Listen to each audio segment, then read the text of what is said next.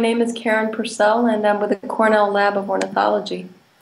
Celebrate Urban Birds is a citizen science project at the Cornell Lab of Ornithology. We work a lot in inner cities. We work a lot with communities that have never really had the chance to participate in these kinds of projects before. We work a great deal with Latino communities and with communities that are placed at risk. So, for example, we have a lot of programs where we're working directly with youth and their caregivers and community-based organizations that are supporting them. Many of these youth don't have a lot of resources. They don't have, they're low income, come from low income families, and they're going to schools that, again, don't have a lot of resources, they don't get a lot of opportunities. So what do these kids, or what do these families, what do these communities get out of participating with Celebrate Urban Birds? That's a great question. You know, every community-based organization that we work with has different goals. They have different expectations, different things that they need to do.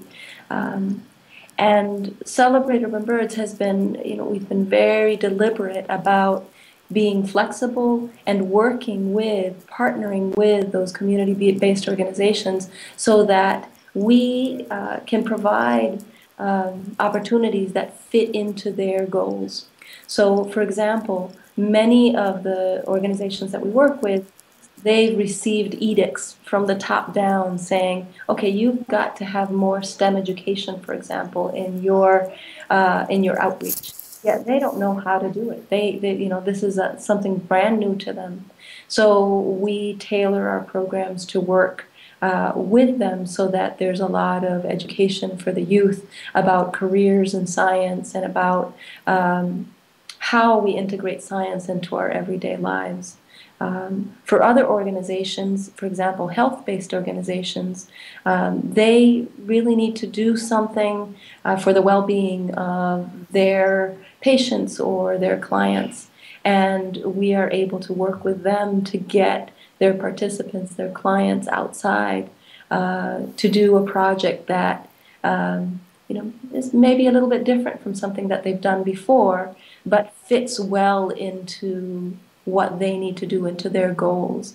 The way that we think about it is we think about the citizen science component, the collecting data, that component of it as the core of the project. But because we're working with audiences, with people that aren't familiar with birds, you know, many of them don't even like birds or have had no experiences with birds whatsoever, we have to build wrappers. We have to build some kind of intermediary, you know, steps to get to the citizen science. And so we're leading people to the citizen science component, but we're taking them through many different routes, through many different doorways. And sometimes, you know, the organizations with participants don't actually get to the citizen science part, and yet, you know, that doesn't mean that we haven't been successful. We come into those organizations as people. We connect with them as people. We learn, we do a lot of listening, a lot of face-to-face contact if it's possible. We have, our projects they're content. So we have a lot of web-based experiences and also a lot of more local or regional experiences, and they're very different. But we try to have that one-on-one contact a great deal, whether it's you know, through Skype or whether it's on the phone or whether it's in person.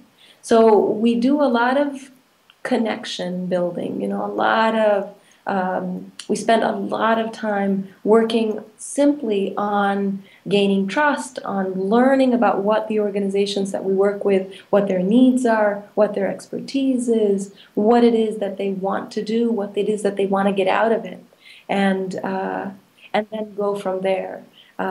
So we come at it as scientists, as social scientists, but also as you know, as people, as people who can connect with other people. And because we have so many beginners, again, we had to create the project pretty carefully. We had to create the project so that it would be okay for someone who was brand new to birding to be able to participate. So there's a lot of flexibility within the project itself. If someone doesn't know anything about birds, we focus only on 16 focal species, on 16 focal birds, and we ask that people collect data on those 16 focal species. But if someone's brand new, 16 might already be too many. So people can people can participate in the project only knowing one or two birds. A lot of how we've structured this project comes from focus groups that we did in inner cities across the U.S., in 6 different cities across the U.S. And we talked with youth, we talked with caregivers, and we talked with group leaders or partner organizations. And we learned a lot. We just listened. We learned a lot about what their interests are, what they feel comfortable with, what they don't feel comfortable with. I'll give you a quick example. One of the things that we learned was that a lot of youth, for example, and many of the caregivers that we worked with, that we talked to, were afraid of birds or really didn't ever think of birds. The only experiences that they had were negative experiences. So one of the components that we brought into Celebrate Our Birds was our seasonal challenges. We created these challenges or contests where people would share photos or videos or stories about a specific topic, and then we would post them online and give them lots and lots of prizes, and also try to interpret what was going on. So with the fear thing, we discovered that we created a challenge that was called Murder of Crows. And of course, a murder of crows is just simply a literary way of saying a group of crows. And we asked again youth and caregivers, adults, to tell us their spooky stories about birds, to send us photos or artwork, poems, and people did that. And then we turned around and explained the biology or what was really happening. So if someone was saying, well, I've seen this bird that keeps trying to get into my house to peck my eyes out, we can say, well, that bird is probably seeing its reflection in the window and keeps banging into the window because it sees a threat. It sees another bird, another male, for example, and it's defending its territory. Well, I think if you're a science center and you want to engage or work with, partner with underserved communities, I think there's a couple of things. One of them is to realize that it takes time and it takes effort.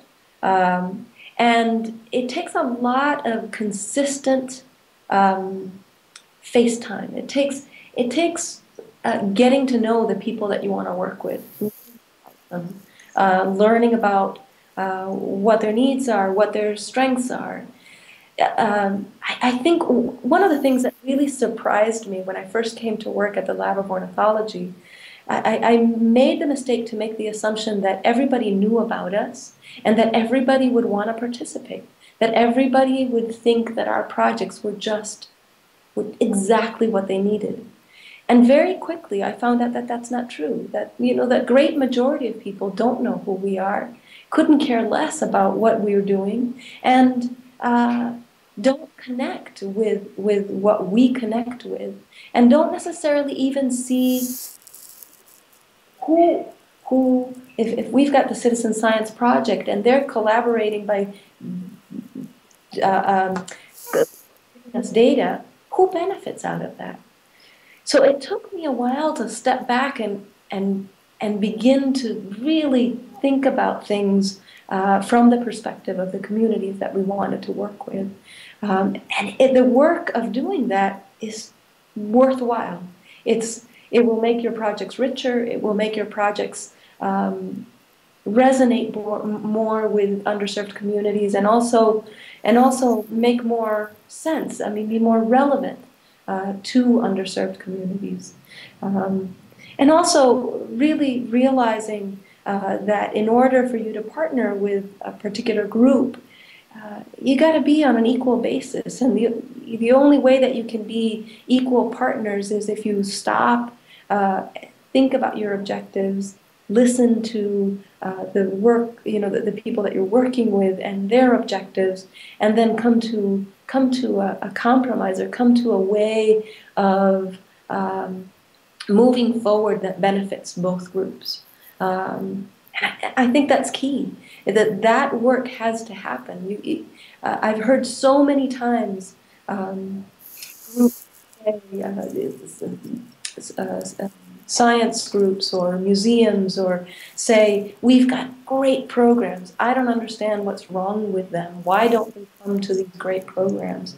And I think it just takes a little bit of stepping back and getting into other people's shoes and looking a little bit more broadly about it to be able to understand it. Great.